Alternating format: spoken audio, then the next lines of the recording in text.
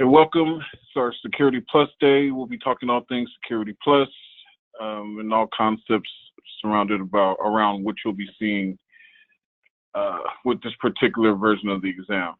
So, real quick, I just want to point out a few things for those that aren't aware. Okay, security is probably if you're taking security, hopefully you're taking A plus and Net plus already. That way, you've got sort of your foundation on some of the concepts that are covered on this exam. Real quick, just want to point out a few things. Okay, so here are your knowledge domains. Obviously, these are the objectives. You can see here, there's a decent mix of stuff here, but you don't see much troubleshooting. Doesn't mean that you won't see troubleshooting on the exam. You will.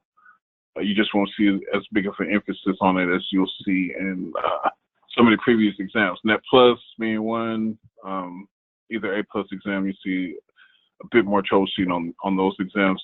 This exam is more about concepts and terminology and things like that. So just keep that in mind. Also, the other thing I want to point out is that on the grading scale, this is going to be the toughest exam to pass as far as the grading scale goes. Okay, it's not necessarily the information. That really just depends on your background and your understanding of the information covered. Okay, I'm just talking about the passing score. It's a 750. Okay, so for Net Plus, you need like a 720. I think it is either 720 or 730, something like that.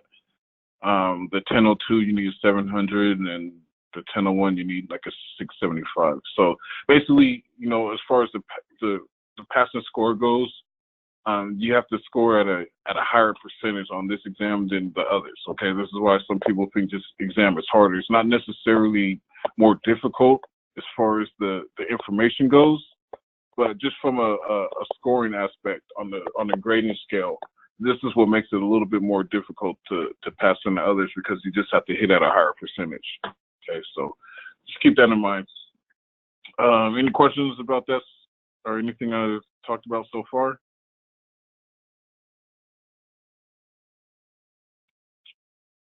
Okay, moving right along. Okay, so as I said, this exam it's more terminology and concept based. Okay, but there's a ton of information in here. Okay, and the best way to prepare for this exam is to try to cover as much of this stuff as you can.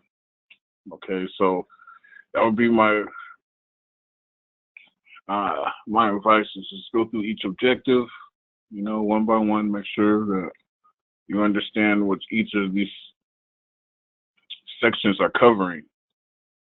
Okay, then just make sure that as you go through each objective, what is it that you're going to be testing on, as far as this stuff goes, right? So, for instance, 1.1, given a scenario, analyze indicators of compromise and determine the type of malware, right? So this is just, what are the characteristics? How do you spot, how do you determine that you have a virus or a worm or adware, right? What are the signs and symptoms and things like that? That's all you're really looking for here. And then as you move down to the next section, it's compare and contrast. So it's about knowing the characteristics of all of these and being able to differentiate between, right? What separates shoulder surfing from dumpster diving? What separates, whaling from spearfishing, right? Those type of things. So just keep that in mind as you go through each of the objectives. The information that you need to know and what you need to know about it changes. So make sure that you're not overstudying, and make sure you're not understudying. You're kind of as you're going through whatever training you're going through, this gives you an idea what to key in on. Okay. All right. So as we have a decent group now, so when it comes to security, what areas do you feel, anyone can go ahead and shout it out or just type it in the chat box or whatever. What areas are giving you guys trouble when it comes to security?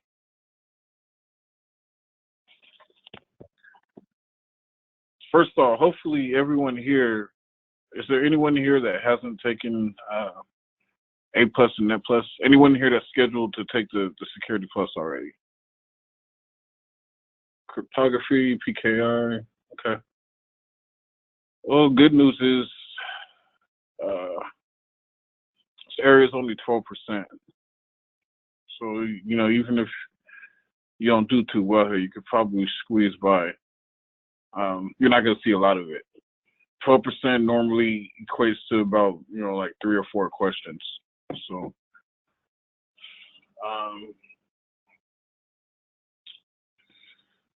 what else? Everyone here, so everyone has taken at least A plus and Net plus. You should have a good idea for the structure. Okay. Nice.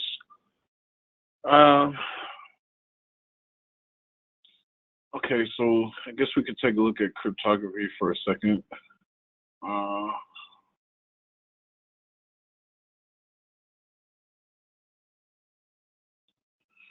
Okay, so the first thing is getting the feel for, all right, so it's not that big of a section, right?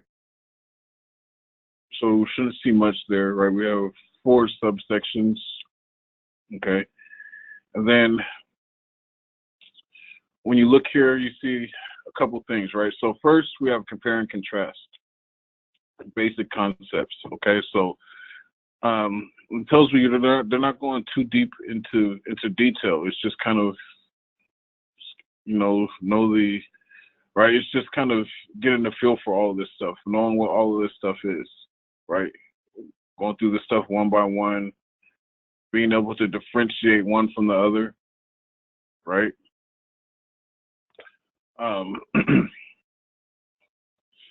So, this is just about kind of, just doing your homework on this section right here, right? On 6.1. When you go down, right, so you have your basic cryptography algorithms, right? And it's just, and they're just talking about basic stuff here, right? Like I said, so it's the same kind of concept here. Right up here, you're doing compare and contrast. So just knowing the difference between whatever, right? For instance, data in transit versus data at rest, right? Versus data in use. Those have 3 very specific definitions. So, if you do your homework on those, you should be able to answer to pick out a decent answer if they ask you about that. Okay, down here it's kind of the same, right? It's just, we're looking for, it says explain, right? So the characteristics. So they ask you about AES versus DES, okay? How you differentiate between those, right? So you got your symmetric, you got your asymmetric. So that's where I would start, right? Start to group these together, okay? Group your symmetric versus your asymmetric, right? Versus your cipher. So at the very least, you can put these in groups, right? This is just what I would do because, from a beginner perspective coming into security, this stuff can be overwhelming at first. You don't just get it like that, okay? It takes a while. So here's the thing that I would do first is start with just trying to group these together, okay? Figure out which ones fall in which category, okay? And then from there, you start on the definitions and the characteristics and stuff. And then by the time you go to take the exam, the main thing you want to be able to do is either put these in a category, right? Or, identify one that doesn't belong in the category, right? That'll give you a good chance, at eliminating if you're not sure what the answer is right off the bat. Okay, so grouping, and then definitions, right? And and then from there, I wouldn't put too much into it because, like I said, it's 12%. So you're probably not going to see much on this area. I can guarantee you're not going to see much when it comes to this area. Okay. This part right here, for the most part, should be if you went through Net Plus already, okay, like this should be a bit of a review, right? This section right here. With the exception of like little stuff, right? Like maybe you don't know what captive portals are yet. But for the most part, like you've ran into WPA versus WPA2. You should know what CCMP is, TKIP, EAS, right? I'm sorry, AES, EAP, and then same thing over here. It's just you see how you have these minor differences, right? So here it goes a step further, right? It's not just explain or compare and contrast. Here it's saying install and configure. Okay, so this is a section like this is where you want to make sure that you, the basics may not be enough. You want to get like a bit of a deeper understanding for each of these and the application of it. And if you can, maybe try to apply it somehow. Okay. That's what I would recommend anytime you come across anything that says install and configure. Try to figure out how to apply it in some fashion, some way, shape, or fashion. Okay. Then down here, this is one that gets a lot of people, right? The PKI, right? Your public key infrastructure. This is a section I had to go through a few times just to make sure that I understood it. But it's like one of those things. It's like repetition, right? Just keep going. Do what you can. Just keep throwing it at yourself until you get it. And you can see here, like just with this little section, there's a ton of acronyms, right? That's kind of what I was getting at when I was saying this is more terminology based, right? There's just a ton of stuff here. So if I'm new and I'm coming into this area, right? When I say new, I'm just saying I'm new to security. Okay, not new to CompTIA or anything like that. My first strategy is going through the objectives is, where should I emphasize my attention, right? So when I'm looking here, I see, both of the sections that are above 20%, right? So this is going to be a little over 40%. It's going to be threats, attacks, vulnerabilities, technologies, and tools. Okay, so I'm going to start my focus here, and then you can see as it goes down, you get a bit of a drop off, except for here. This is about the same, and then you get a bit of a drop off. Okay, now some of this stuff you're going to be able to pull from previous exams. Okay, it's like this right here, for instance, social engineering. This is something that if you've taken A+ already, you should have seen this. Okay, so this is something that's just kind of coming back at you. Same here, right? These two sections there's a lot of review in here, in these two sections. You start to see some newer stuff when you get down to 1.3. Okay, you've seen this already too. With your penetration testing, right? It's something that you saw in probably the 1002, hopefully.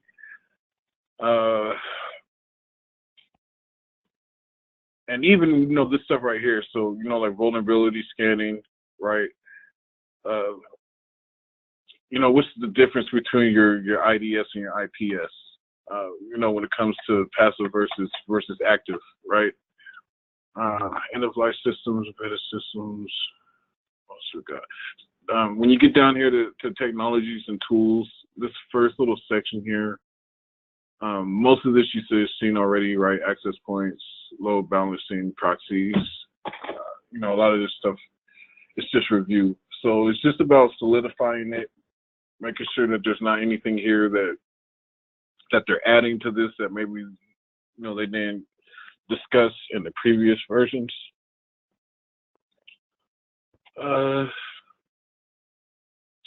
Protocol analyzer, network scanners.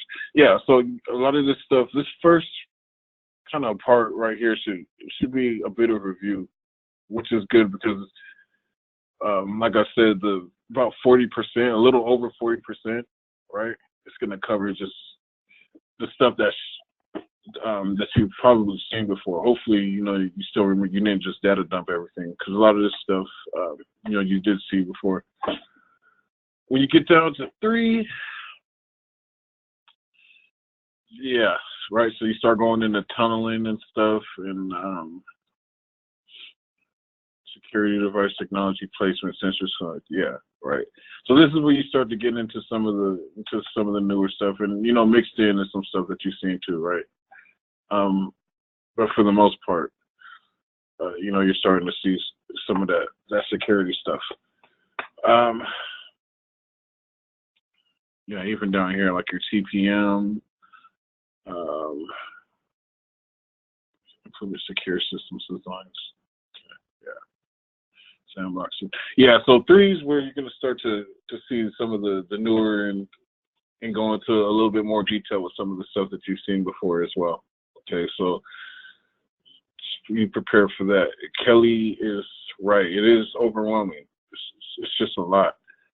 I almost think that they should have split this exam into 2 as well, but honestly, I'd rather just take 1 exam.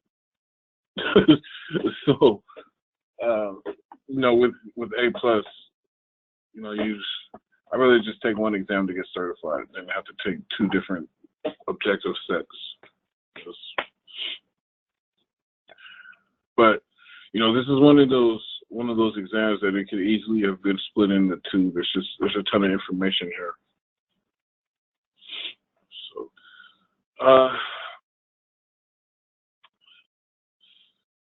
what other areas? I didn't make up any practice questions. I normally like to do that, but I didn't do that today.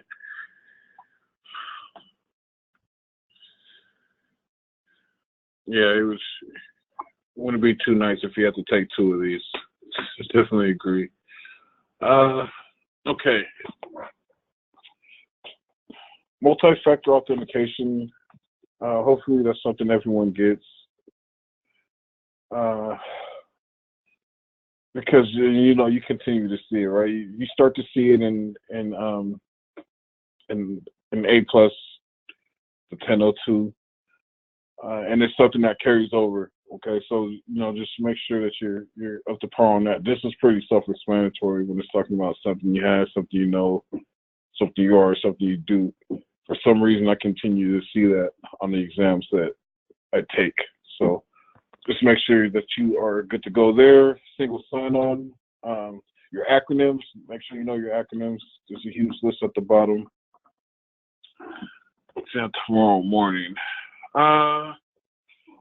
Okay, so yeah, I don't know exactly where your strengths or your weaknesses are. So my thing would be, if I'm taking the exam tomorrow, what I'm doing tonight is I'm going through each of these objectives. Hopefully you printed them out, and that way you can mark them up. It just makes it easier to kind of keep track of where you are and what areas you need to clean up. So I'm going through the objectives. I'm going through like each one, and I'm looking for something that looks foreign to me. All right, whatever it is, okay. It could be, maybe you don't know what brute forcing is, right? Just find anything that looks out of place, or it just looks weird, or it's something that you feel like you don't get. That's the stuff that I'm looking for tonight. Because by this point, you probably have a pretty decent idea. You have a pretty good grasp on what you do get and what you do understand, and what areas you'll probably be strong in. So it's just about looking for the weak areas. That's it. Practice exams. I wouldn't take any. I would try to stay away from ones that you've already taken. Maybe Exam Compass. There's a ton of them there. Pocket Prep. CertMaster, the thing that I like about CertMaster is, you can key in on one specific area, right? 1.2. Just take a quiz on 1.2 and see where you are, right? See what it is that you still don't get. But, make sure that you give yourself some time to do that. Take a practice exam or 2 and just, look for whatever areas that you may still be a little gray on. Okay. Um, what else? What else would I do? Where are there some good practice exams outside of? Because my main thing is practice. Like setting up firewall rules. But somewhere where you're not going to do damage.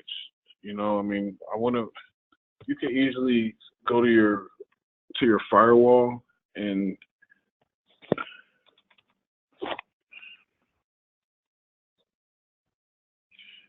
you could come back here and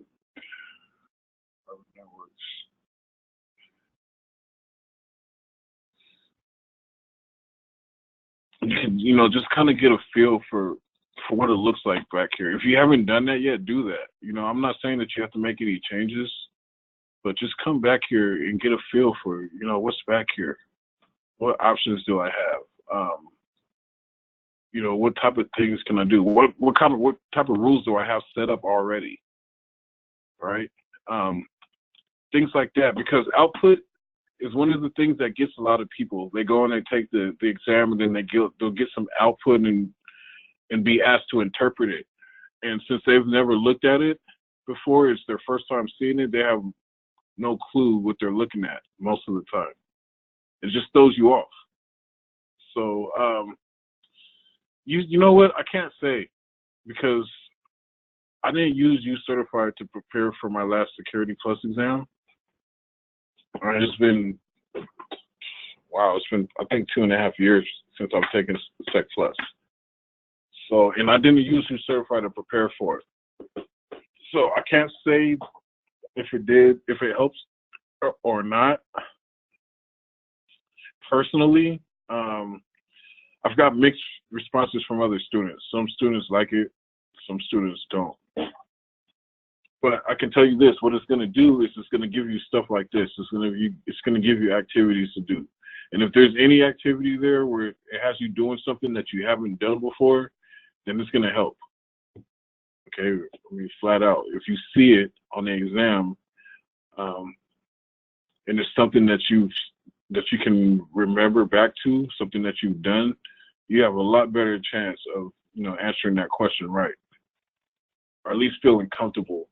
As opposed to it just being like, for instance, when I took my first A+ exam, there was a motherboard. They used to have a motherboard question on there, and I think there was like 16 slots, so you had to kind of identify where everything was on the motherboard. Well, I wasn't anticipating that question, so I didn't study motherboards. Well, when I sat down and I saw that question, it just threw me off because I wasn't prepared for it. Right, so it's the same kind of concept, same idea. So that's what I would do. I would come and I would take a look at like some of the stuff at the bottom of the page. Right, and there's a ton of it here. Like you're testing tomorrow, so I mean you don't have a lot of time to do a lot of this stuff, but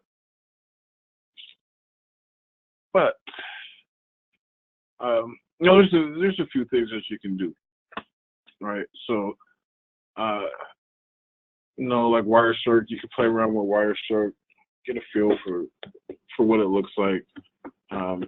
Especially you understand like what this stuff is for, like TCP dump, Nmap, and that's what I'll do. I just like do my homework on some of this stuff, and make sure that you understand like how to apply it. Not necessarily how to use it. But how to apply it, like virtualization software, right? How does that apply when it comes to security? Anyone? How does virtualization software apply when it comes to security? Can anyone give me an example of why you would want to use virtualization?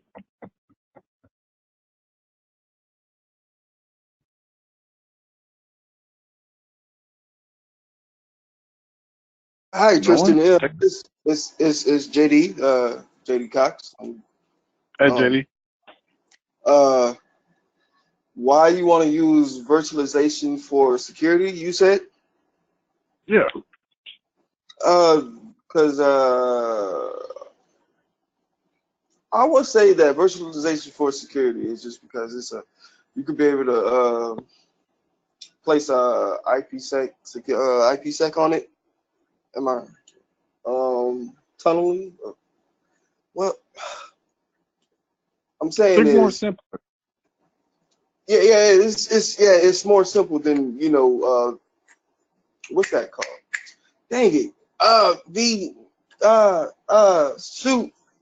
It's in my head. VoIP, more simple than VoIP. Right. Not so much. I want to say that. Here's what I'm getting at. Kelly's kind of, she's kind of barking up the right tree, right? What if you're doing pen testing, right? Pen testing is a security thing. Let's say that you have an application, right? Someone's developed an application and you want to test it out and make sure that there's no vulnerabilities, right? Well, virtualization, right? A virtual machine would be the perfect place to test something that you're afraid may have vulnerabilities, right? If you test it on your own system and it has vulnerabilities, well then you know that there's a possibility of a threat, right? It's pretty much Right. a threat vector. Because you can be able to use a virtualization as a sandbox from away from other computers. Exactly. Right. Okay. Exactly. Yeah. I thought so. There you go. Right. Just very at a basic level, right? If you have something that you feel may be harmful to your environment or your network, then putting it in a virtual environment would be the perfect thing to do, right? Because then you're kind of limited to you limit your exposure pretty much, right? So something like that. That's what I mean, right? It's just kind of understanding what virtualization is, but understanding the application of it in security, right? Because it's a little different when you're talking about virtualization in the 1002, right? In the 1002, the main application of virtualization is really, having access to those other, operating systems, right? It's kind of the concept of virtualization. It's more than the application of it.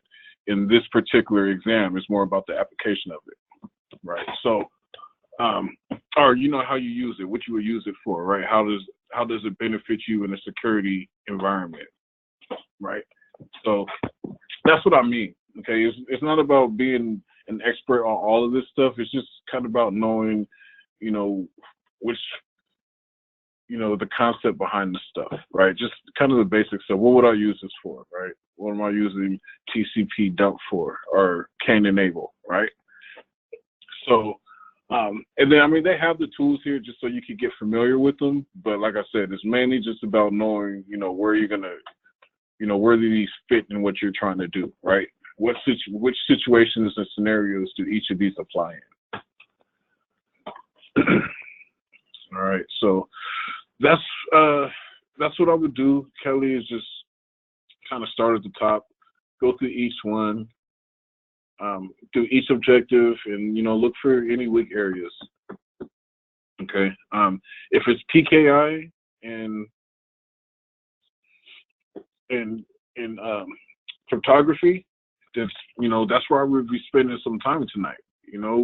Look for any training. So this obviously you went through Jason's training. So look for a different perspective. If you're still a little edgy on the topic, try Professor Messer or there's another one that a lot of people have a lot of good things to say. I think his name is Jason Dion. Udemy, like a Udemy course, right? I hear a lot of good things about his courses. So that's that's the other thing I would do, is just try to get a different perspective on whatever areas you feel that you're a little you're still a little weak in. I'll just try to find those and just touch them up a little bit. Okay.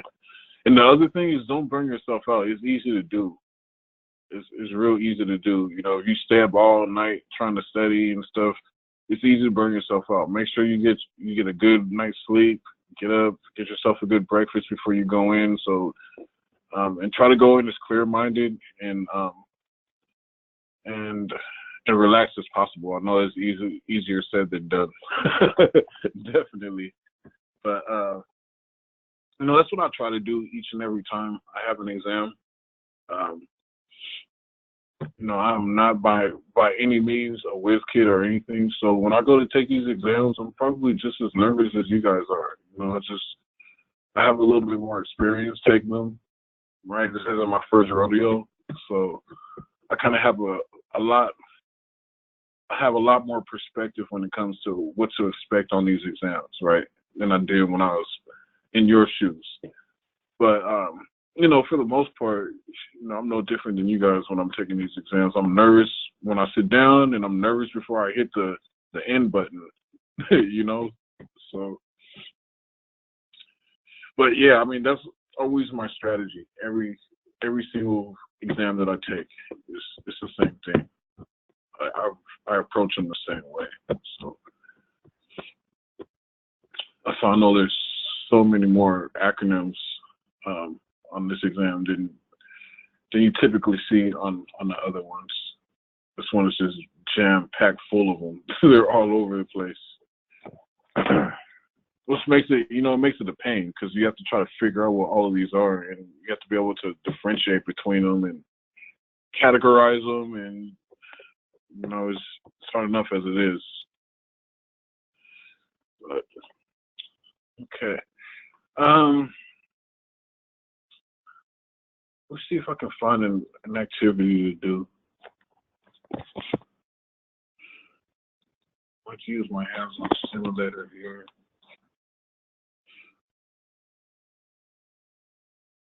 Network optimization.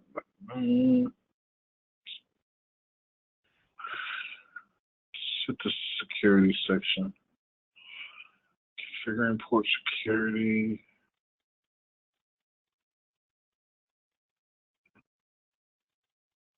Cryptography. Authentication terminology. Security appliance. Terminology methods. I don't know what this one is.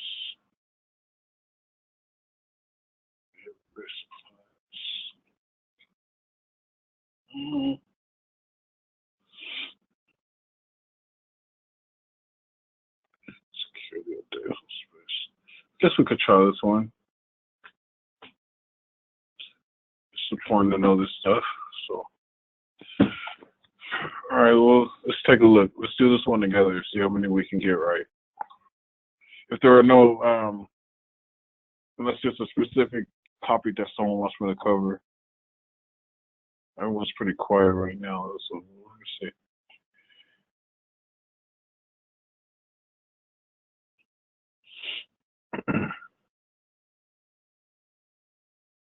Panic mode at the chapter. No, I didn't mean to hit panic mode.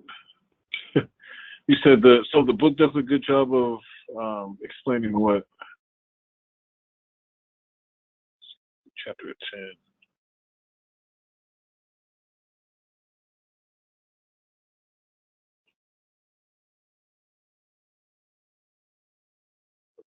Oh, okay. I see what you're saying. The book does a pretty good job. Chapter 10. Okay. Yeah, well, you know, and either way, good luck.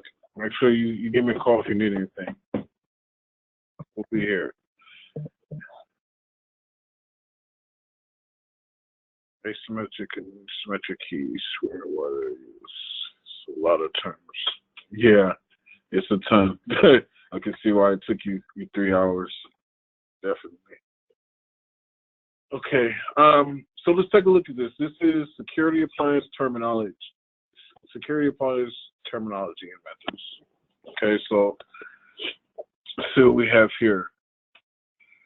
Use of multiple honeypots used in tandem for large network monitoring. Okay, who knows what that one is?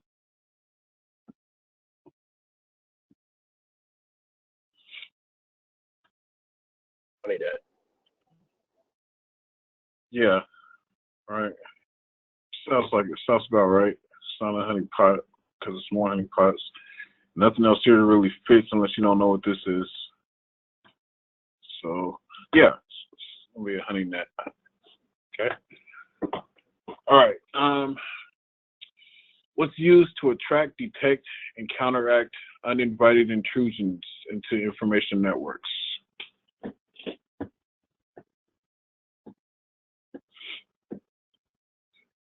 Don't forget about keywords. All right, very important. You're going to see them. Used to attract, detect, and counteract uninvited intrusions. Kelly says attract. All right.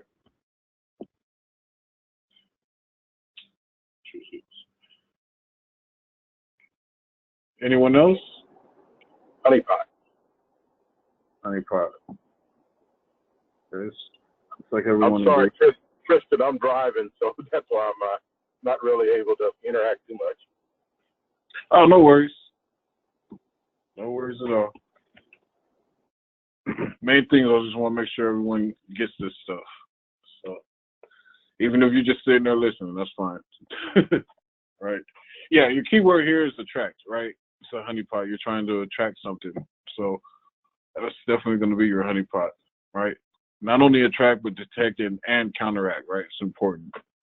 So, okay, this one down here says ensures that anything not permitted in ACLs is denied.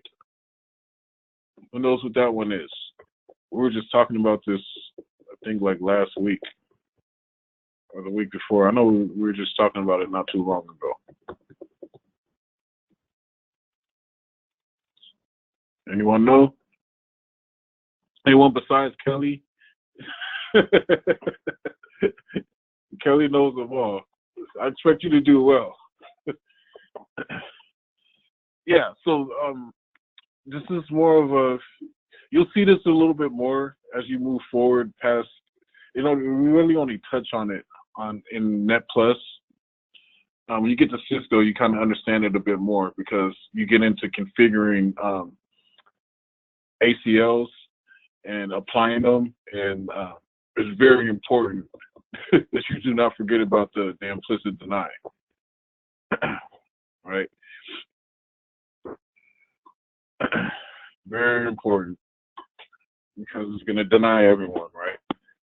So yeah, that's going to be your the part of the ACL that makes sure that if you don't put a permit above that, then anyone that's not implied in whatever rule you set, you're going to lock them out. So that's what the implicit deny is. Okay. A set of programming code files designed to fix recently discovered program vulnerabilities. Let me read it again. A set of programming code files designed to fix recently discovered program vulnerabilities. So it looks like we just found like some, what do you call it? Some vulnerabilities, right? Like some threats. And we have some code that's set up that's going to fix it. Oh, I'm not scrolling down. That's what the problem is. All right.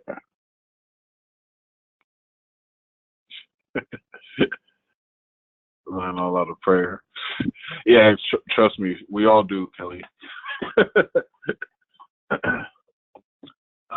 Security updates.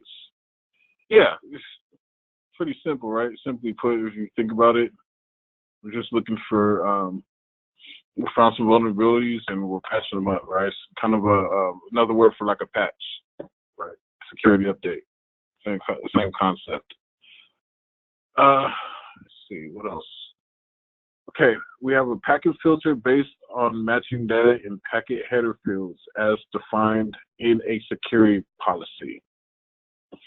A packet filter based on matching data in packet header fields. What does that sound like?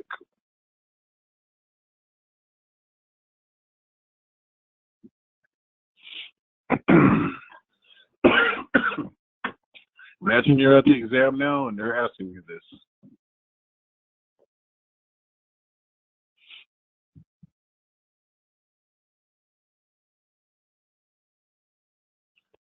Packet filter based on matching data in packet header fields, right? What does that sound like to you? Out of everything that's left.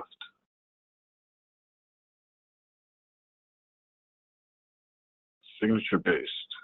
So we have two signature based.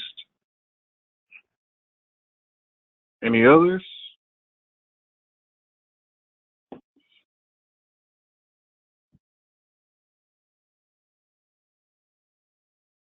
Two signature based. Okay, so what makes you land on signature? What key word is in there that makes you think that we're looking at signatures?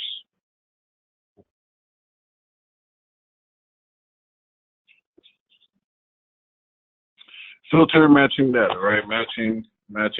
Yeah, well, matching is a key word because it lets you know that you're trying to match something, right? But there's different types of matching here, right? So you have signature based, and then you have host based over down here, right? You have behavior based here, and you have network based, right? So what in here? What keywords in here should make you lean towards one versus others?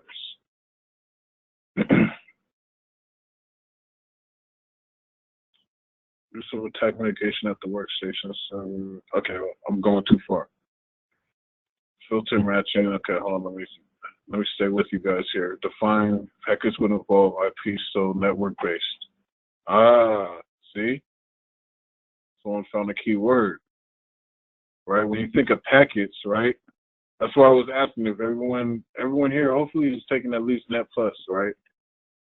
This tells you the type of matching that you're looking for here, right? It says packet filter based matching, right? Data in the packet. So out of these here, which one would scream packet to you? I would say network based, right? Like Kelly, right? Could be wrong. We'll see, right? But that's the one I would go with here because it says packets. We're talking about packets here. So we'll see. All right, next. Use of attack mitigation at the workstation, server, and network access levels, both logical and physical. Okay, so attack mitigation at the workstation level.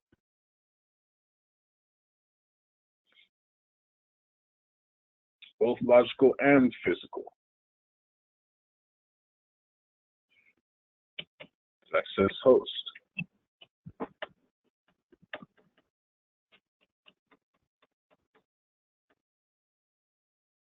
Kelly says layered. Yeah, it's I think it's layered. Why?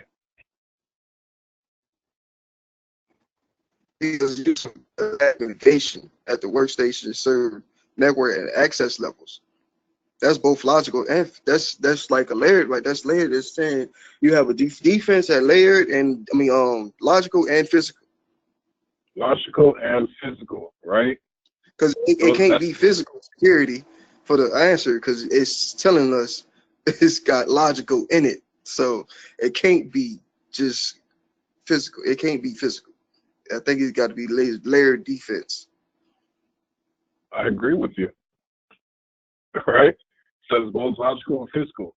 This would be my key phrase right here, saying both logical and physical. That tells me that I'm using multiple, right? I'm using multiple types of mitigation, right? That's the very definition of layered. So yeah, here I would go with layered here.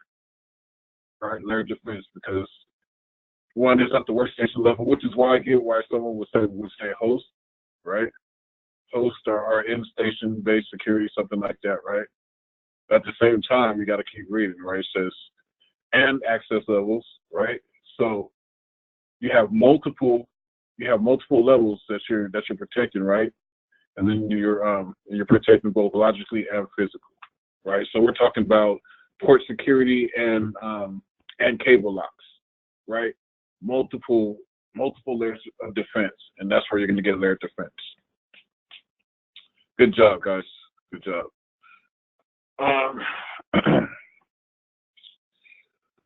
Okay, next one. Controlled access to geographically based data devices.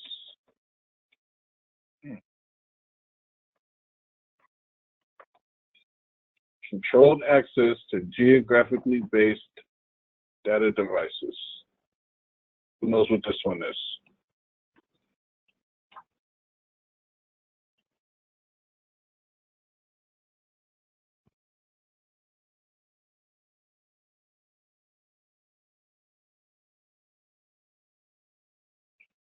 No guesses? So let's go. NMAP, I think. Nmap? Yeah. Nmap. No, that's not Nmap. That's not Nmap. No, it's not Nmap. I'm tripping. Because it was giving me the keyword is geographically based data devices. That's the keyword right there, geographically. So if you find out what the answer connects with geographically, then that's your answer.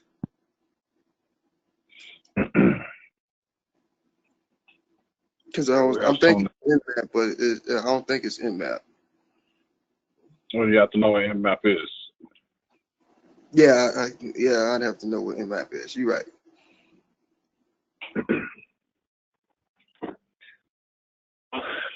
Okay, so Kelly's saying host base because it would depend on the location of the host.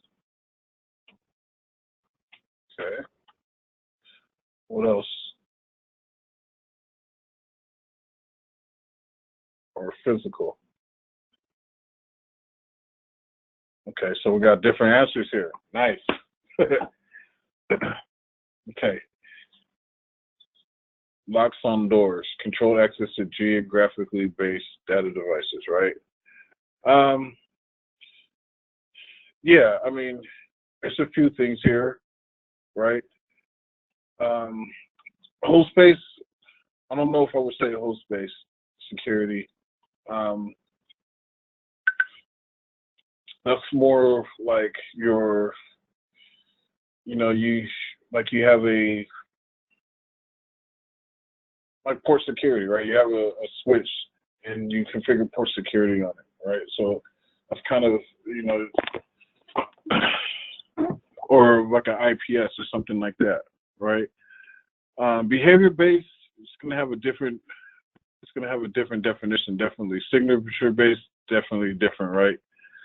So you have ACL, right? You have physical security, you have Nmap, right? Who knows what Nmap is, by the way?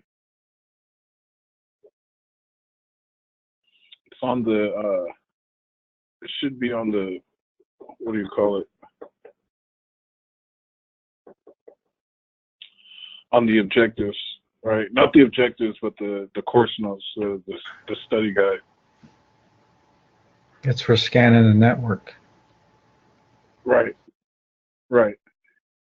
So it wouldn't be that, right? And then the other thing is Nesys, right? Actually, I have to figure out what that is again myself, to be honest. But yeah, so here I'm thinking, all right, we're talking about controlled access to geographically based data devices, right? So it's just depending on like a physical location. So I'm gonna say physical. I don't know what you guys, we have an ACL up there. I'm not sure it's an ACL. Geographically based data devices. It could be, but for me, I would say, I don't know. Let's go with physical. See what happens. Does anyone have any other? Zach said he's batting 1 for 3. Right, that'll get you buying baseball. All right, so we'll see if we can find another one that we want to swap it out with. All right. So next, a standalone firewall device that probes network devices to look for device activity and traffic patterns deemed to be suspicious.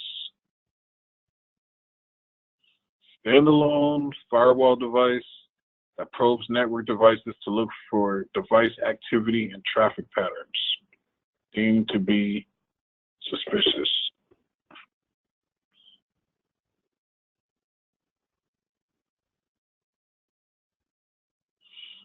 What do you guys say?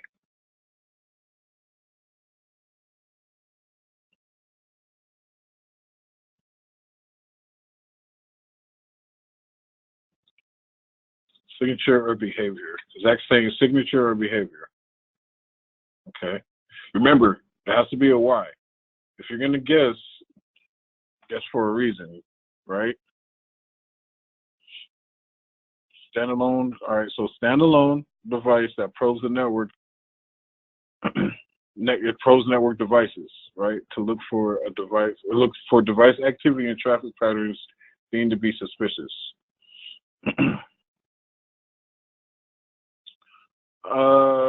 Probing means it has to be set to compare against.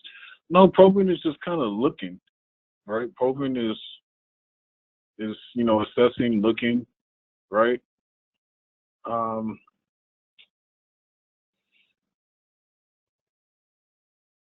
look for device activity and traffic patterns deemed to be suspicious.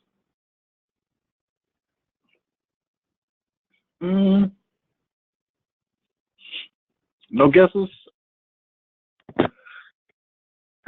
Ooh, excuse me. I have to hit the mute button. Okay. So it's a firewall, either from baseline or specific things. So you guys are adding stuff now. Just stick with what's here, right? It says standalone firewall device that probes network devices, right? It's looking for, it's scanning the devices on the network, looking for activity or traffic patterns need to be suspicious, right? So what can do that? Like a IPS, right? A IDS, something like that. What is that? What's the characteristic of that?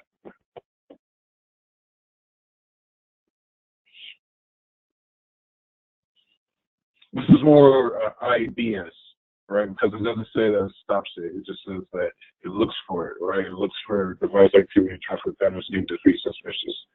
So what would be what definition would an IDS fall under? What's up here?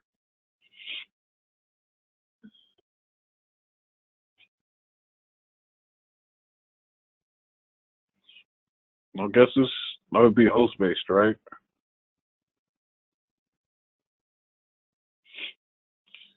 Because to me, that's what it sounds like. It sounds like an IDS. So if that's what it is, that would be, out of everything that's up here, that would be host-based. I'm just guessing, so we'll see if I got it right or not. Anyway, standalone firewall device programmed to examine traffic flows for virus-like bit patterns. Which one would this one be?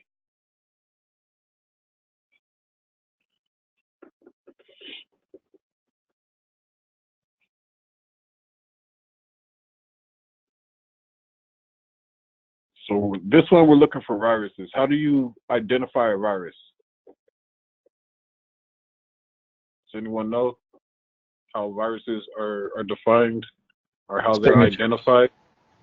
Exactly, right? So the key word here would be virus-like bit patterns, right? If you're scanning for viruses, you're scanning for signatures.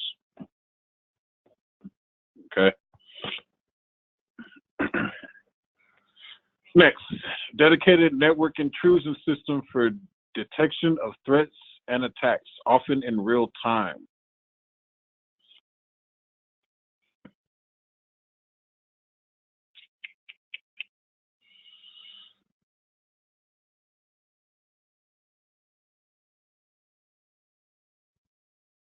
What do you say? How much time is left? Oh, I don't got much time left, so we gotta throw these next ones in.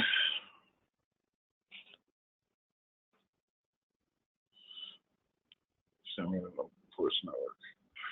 Okay, so this one, dedicated network intrusion system for detection of threats and attacks, right? So we're looking for threats and attacks.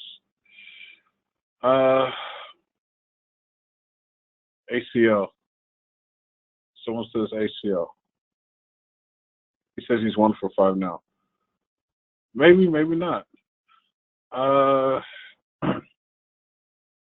So this one, we're looking for threats and attacks, often in real time. Use workstation level software to scan for viruses, worms, adware, malware, and so on. Workstation level software. Behavior based.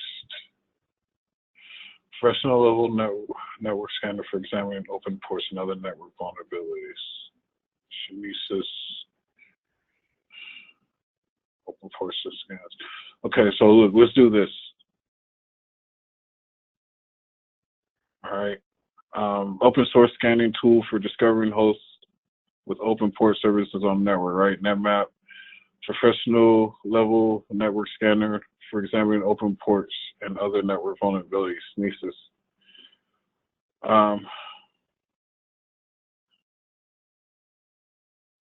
This and MAP are the last two. Okay. So these two right here, right?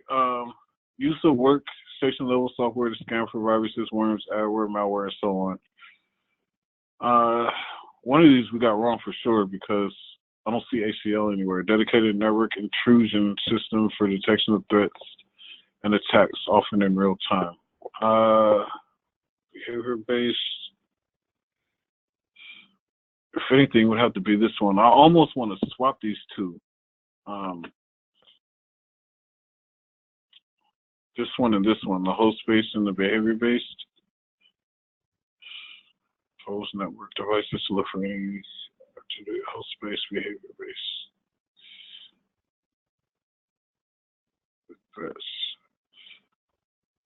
Look for device activity and traffic patterns deemed to be suspicious. I want to say Tristan? I want to say that behavior-based. Yeah. Wouldn't the host base be used at the workstation level software to scan for viruses? This one, use of workstation level software. Yeah. This is host-based security. Absolutely right. Yeah. Dedicated network intrusion system for detection of threats attacks in real time. That is ACL, access control list, because access control list, it does tell you when you have an intrusion, threats or did have anything wrong with the computer in real time. It could because I don't think it's not supposed to let you know like hours later. It's supposed to let you know when it's happening. That's when the access control is supposed to do it. And Actually, this is the best definition for ACL. Controlled access. How much time do we? We'll just go ahead and click it because we're out of time. So we'll find out which one we got wrong. all right. Okay, so these two we should have swapped around. Second filter Okay, based network session. based. Yeah, that's right. That's right. I'm the one that messed this up. So it should have been these two that we swapped out. My fault, guys. Okay. I Yeah. definitely read this one. Because I knew this didn't fit here. Because it's just not what this is. But the rest of them we got right. So good job. This one, the one that we got wrong is on me. No one else got it wrong. So got about 90%. That'll get us past most days. Okay. So let me get the names real quick. Get out of here. And don't forget, next session will be tomorrow at 1 p.m. Eastern, and we will be covering Net Plus. All right. This session I'll have it posted probably by tomorrow afternoon. It'll be posted, so you can go back and view it if you want.